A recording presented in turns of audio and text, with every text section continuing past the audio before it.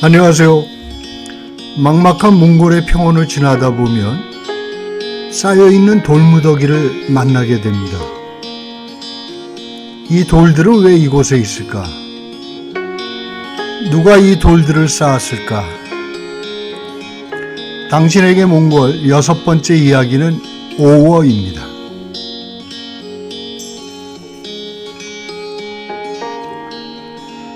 가도 가도 끝이 없이 펼쳐진 대평원을 가자면 어디가 어디인지 알 수가 없습니다.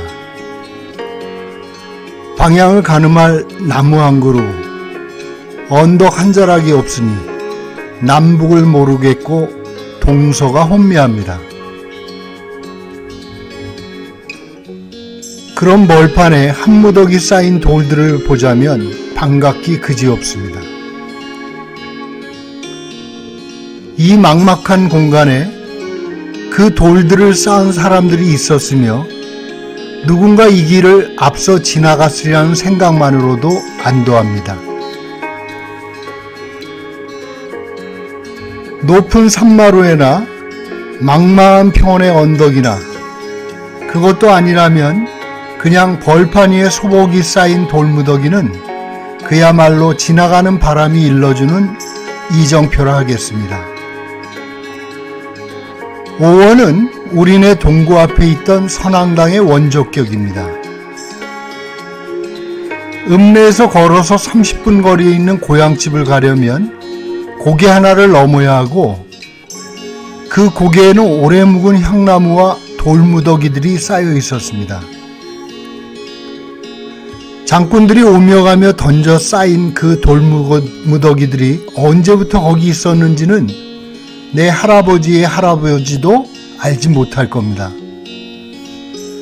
거기에는 붉고 푸른 오방색의 천들이 내걸려 있었고 이따금 동전이나 음식들이 놓여 있었습니다.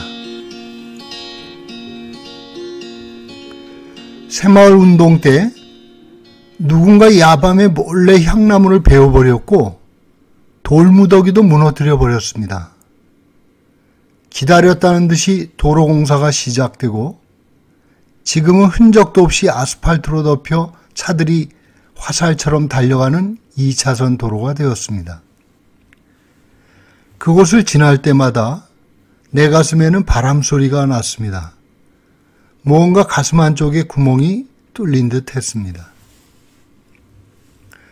몽골의 오월을 처음 보았을 때 까맣게 잊고 있었던 그 선앙당이 생각났습니다. 오워의 유래와 뜻은 정확하지 않습니다. 언덕을 가리키는 말이라는 설이 있는데 제주도의 오름 정도의 말이 아닐까 싶습니다. 오워는 사방 천리 눈 닿는 곳마다 허벌판인 평원에서 길을 일러주는 길잡이가 되고 멀지 않은 곳에 마을이 있다는 이정표 노릇을 하기도 합니다.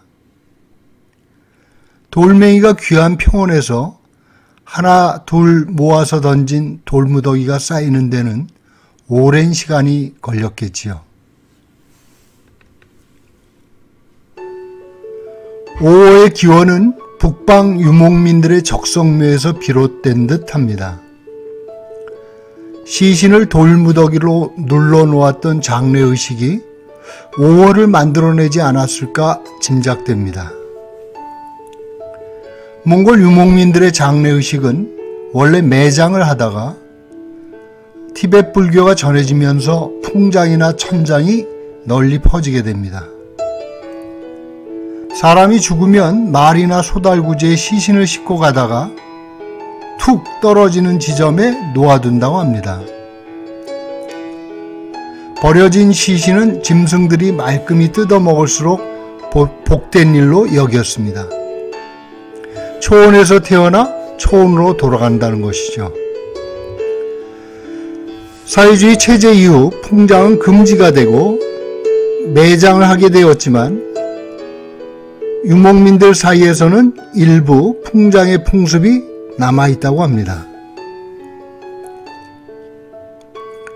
오워의 유래에 대해서는 설이 여전히 분분한 만큼 그 종류도 다양합니다. 신성한 산의 꼭대기에 세워지는 알탄 5원은 하늘과 땅을 구분짓는 경계의 표시이며 신성한 구역의 표시이기도 합니다. 알탄 5호 부근에는 여자들의 접근이 유감스럽지만 금지됩니다. 그 밖에도 초원의 한가운데 놓여 이정표 노릇을 하거나 물이 솟아나는 샘을 알리거나 마을과 마을 사이의 경계를 표시하거나 어떤 인물이나 사건을 기념하거나 유명한 관광지 등을 알리는 다양한 오어가 존재합니다. 몽골의 오어에는 오방색의 천을 매단 티벳의 타르초나 룽다와 달리 주로 하닥이라는 푸른색의 천을 매답니다. 버드나무의 하닥을 매는 의식을 잘마라고 하는데 이는 몽골의 샤머니즘과 관련된 의식입니다. 규모가 큰 오어에는 오방색의 천을 달기도 하지만 흔하지 않습니다. 티벳의 초르텐을 닮은 백색의 불탑들과 함께 설치된 오어들도 있습니다. 오어에는 돌멩이만 있는 것이 아닙니다.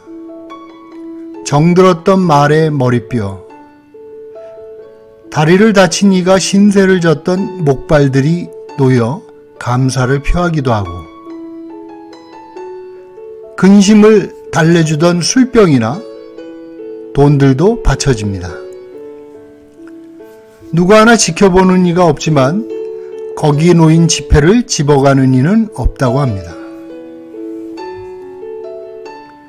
나담 축제에서 우승한 말들의 머리뼈는 오호의 도열에 놓아 말에 대한 유목민의 각별한 애정을 알게 해줍니다. 하로허린의 전경이 내려다 보이는 거북 언덕에 오르면 말 머리뼈가 즐비하여 놓여있는 오어가 있습니다. 산 꼭대기에 말 머리뼈를 놓아두면 말이 다시 환생하여 초원을 달리게 된다고 생각합니다. 오어가 언제 시작되었는지는 모르지만 몽골의 전설에 따르자면 목동과 관련되어 있습니다. 부잣집 양들을 지키던 목동이 깜빡 잠이 든 사이에 늑대가 양들을 잡아먹었습니다. 잠에서 깨어난 목동은 자책감에 스스로 목을 메었습니다. 목동은 죽어 양들을 지키는 초원의 정령이 되었고 목동이 죽은 자리에 돌을 쌓고 버드나무 가지를 꽂은 것이 오어의 시작이 되었다고 합니다. 오어는 돌무더기 가운데 나뭇가지를 세우는데 유목민들이 신성하게 여기는 버드나무를 씁니다. 버드나무는 물이 귀한 몽골에서 물을 찾아주는 나무이며 하늘의 신이 강림하는 신목으로 여겨져 몽골나무라고 불립니다.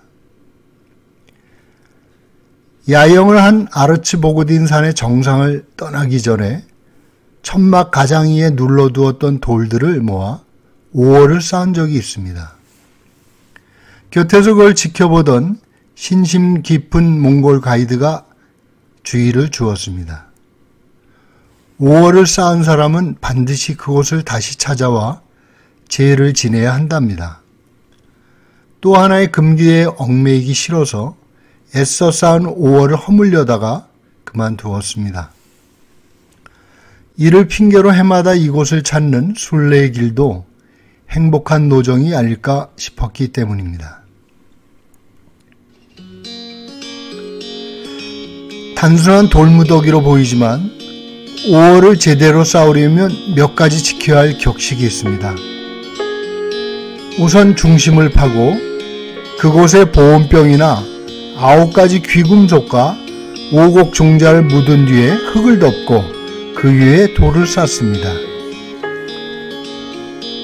오어 부근에서는 제사 지내는 성상과 마찬가지로 그곳의 지명을 말하지 않는 금기가 있습니다. 오어에 돌을 쌓는 행위는 몽골인들에게 덕을 쌓고 하늘에 기원을 드리는 의미를 갖습니다. 5호의 돌을 쌓을 때 큰 돌은 당신에게, 그로 인해 생긴 복과 덕은 내게 라고 하는 진언을 드립니다. 5호를 보면 시계 방향으로 3바퀴를 돕니다. 여행자들을 실은 차들은 5호를 3바퀴 돌기도 하고 그마저 바쁜 경우에는 경적이라도 3번 울립니다. 몽골 북부 쪽을 여행할 때 델리카라는 일제 승합차가 크고 작은 말썽을 자주 부렸습니다. 에어컨이 고장나고 문짝이 열리지 않고 가다가 시동이 꺼져 짐을 다른 차로 옮기기도 했습니다. 그런데 그 불온한 차는 다른 차들이 5호를 지날 때마다 꼬박꼬박 3번씩 경적을 울려도 한 번도 울리지를 않았습니다.